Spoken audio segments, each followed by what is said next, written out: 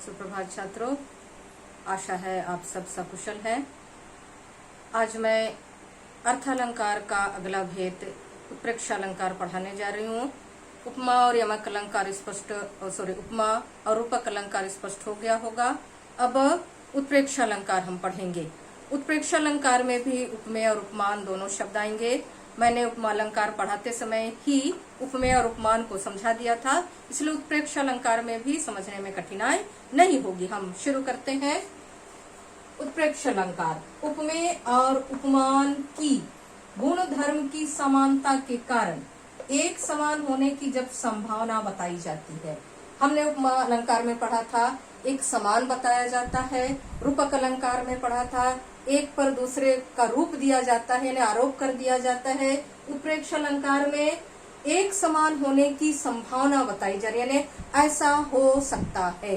संभावना का अर्थ होता है ऐसा हो सकता है, तो संभावना व्यक्त की जा रही है। उपमेय जो प्रस्तुत है, उपमान जो अप्रस्तुत है, लेकिन दोनों में गुण धर्म की समानता है और गुण धर्म की समानता के कारण एक जैसा होने की, एक समान होने की संभावना व्यक्त की जाती है। दोनों एक जैसा नहीं होते, एक समान नहीं होते, लेकिन दोनों की एक जैसा होने की या एक समान होने की संभावना व्यक्त की जाती है, यानी ऐसा हो सकता है। तो संभावना का तात्पर्य ऐसा हो सकता है। तो उत्प्रेक्षा अलंकार में वही समझना है। उपमेय और उपमान में समानता होगी गुण धर्म के कारण, और गुण धर्म की समानता के कारण ही जब दोनों को एक जैसा मानने की संभावना व्यक्त की जाती है, दोनों के गुण धर्म को एक जैसा है ऐसा मानने की संभावना व्यक्त की जाती है, तब वहाँ उत्प्रेक्षा अलंकार होता है। तो परिभाषा और एक बार पढ़कर सुना रही हूँ। उत्प्रेक्षा अलंकार उपमेय यानी प्रस्तुत और उपमान अप्रस्तुत की गुण धर्म की समानता के कारण, गुण और धर्म दोनों एक समान है। गुण धर्म की समानता के कारण एक समान होने की, यानी समानता है गुण धर्म की, इसलिए दोनों को एक जैसा होने की संभावना बताई जाती है, तब वहाँ उत्प्रेक्षा अलंकार होता है। अर्थात उपमेय को उपमान जैसा मान लिया जाता है, प्रस्तुत जो है और जो अप्रस्तुत है दोनों को एक जैसा समझा जाता है, एक जैसा माना जाता है, एक जैसा मानने की संभावना व्यक्त की जाती है। इसमें भी वाचक शब्द आते हैं, मानो, मनहु, जानो, जनहु, मनु, जनु, ज्यों, जैसे आदि, ये वाचक शब्द है। और ध्यान रखना है, जब ये वाचक शब्द आएंगे मानो, मनहु, जानो, जनहु, मनु, जनु, ज्यों, जैसे, तब उत्प्रेक्षा अलंकार ही होगा, क्योंकि इन सब का ये जो वाचक शब्द है सबका अर्थ है जैसे, उसके जैसे, यानी जैसे का तात्पर्य ही है संभावना। जैसे मैंने एक उदाहरण लिखा है, सिर फट गया उसका वहीं मानो अरुण रंग का घड़ा। यहाँ पर मानो वाचक शब्द है और सिर फट गया उपमेय यानी जो प्रस्तुत है, और अरुण रंग का घड़ा उपमान है। यानी यहाँ उपमेय फटा सिर पर अरुण रंग का घड़ा उपमान से समानता की संभावना व्यक्त की गई। और एक बार, सिर फट गया उसका वहीं मानो अरुण रंग का घड़ा। प्रस्तुत पंक्ति में उपमेय फटा सिर पर अरुण रंग का घड़ा उपमान से समानता की संभावना की गई है, इसलिए उत्प्रेक्षा अलंकार है, तथा वाचक शब्द मानो है। और यही वाचक शब्द आपको कौन सा अलंकार है उस अलंकार की पहचान कराएगा। कई बार प्रश्न में पूछा जाता है अलंकार पहचान कर अलंकार का नाम लिखे, तो अलंकार उत्प्रेक्षा अलंकार को पहचानने का सबसे आसान तरीका है, यहाँ तो प्रस्तुत उदाहरण में मानो आया है, मानो, मनहु, जानो, जनहु, मनु, जनु, ज्यों, जैसे आदि वाचक शब्द आएंगे। और जब आप स्पष्टीकरण लिखोगे तो प्रस्तुत पंक्ति में उपमेय, जैसे यहाँ पर जो उदाहरण मैंने लिखा है उसके अनुसार मैं बता रही हूँ। प्रस्तुत पंक्ति में उपमेय फटा सिर पर अरुण रंग का घड़ा, या अरुण का अर्थ होता है लाल रंग का घड़ा उपमान से समानता की संभावना की गई है, इसलिए उत्प्रेक्षा अलंकार है। मैं दूसरा उदाहरण भी लिख रही हूँ। आशा है यहाँ तक समझ में आया होगा। सबसे पहले समझना है वाचक शब्द कहाँ कहाँ आए हैं और कौन कौन से वाचक शब्द हैं। इन वाचक शब्दों को अर्थालंकार के इन 3 भेदों में अच्छी तरह स्पष्ट समझना है। दूसरा उदाहरण है, उस काल मारे क्रोध के तनु या तन कांपने उसका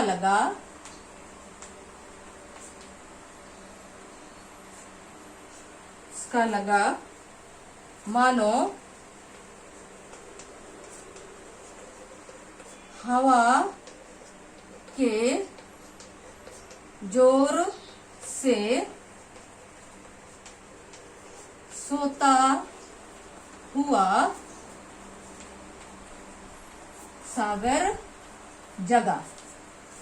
मैंने पंक्तियां लिखा है, उस काल मारे क्रोध के तनु कांपने उसका लगा, मानो हवा के जोर से सोता हुआ सागर जगा। तो यहाँ पर क्रोध, अत्यधिक क्रोध के कारण किसी का शरीर इस तरह कांपने लगा जैसे हवा के जोर से जो समुद्र स्थिर रहता है वह समुद्र जाग उठता है। तो प्रस्तुत पंक्तियों में आपको लिखना है, क्रोध के कारण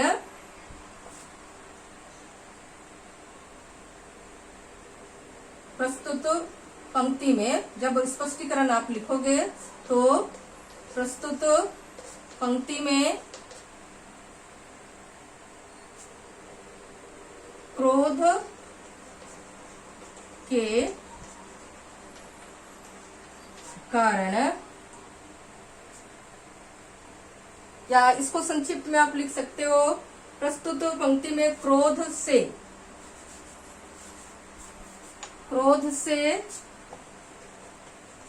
कांपते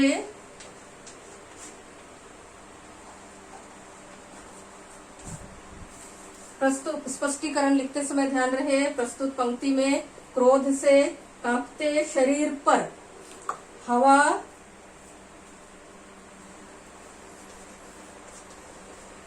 के जोर से उमड़ते सागर की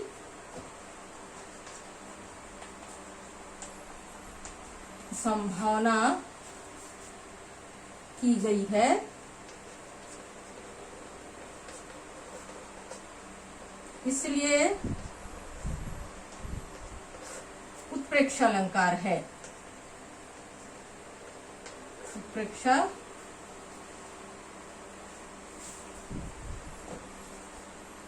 इसलिए उत्प्रेक्षा अलंकार है।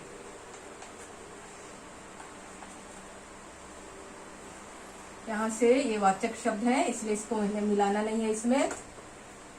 हाँ, पंक्ति है, उस काल मारे क्रोध के तनु, तनु का अर्थ है शरीर, कांपने उसका लगा, मानो हवा के जोर से सोता हुआ सागर जगा। मानो का अर्थ है जैसे, यानी जितने भी वाचक शब्द आएंगे, मैंने पहले भी बताया, सभी वाचक शब्दों का एक ही अर्थ है जैसे। तो प्रस्तुत पंक्ति में क्रोध से कांपते शरीर,